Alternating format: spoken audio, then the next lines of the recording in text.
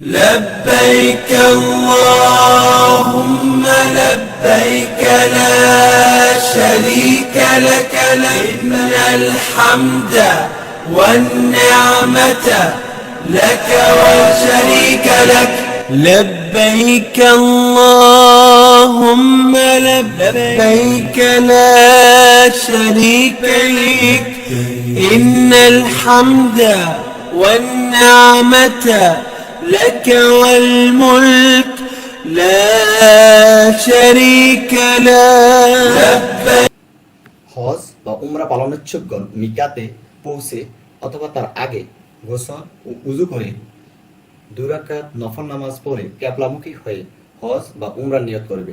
নিয়ত শেষে অন্তত 3 বার উচ্চ শব্দে 4 নিঃশ্বাসে তালবিয়া পাঠ করবে। নিয়ত ও তালবিয়া দ্বারা ইহরামের কাজ শুরু হয়, অর্থাৎ ইহরাম বাঁধার কাজ সম্পন্ন করার পর বেশি বেশি তালবিয়া পড়তে হবে।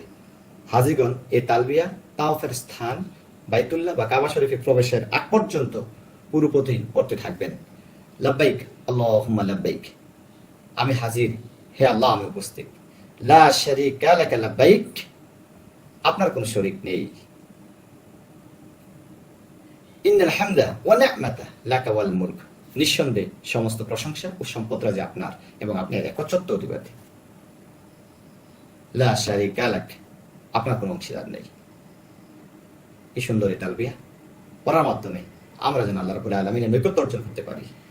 আল্লাহ রাব্বুল আলামিন যে সকল হাজিরা হজ করেছেন তাদের হজগুলোকে কবুল করুক।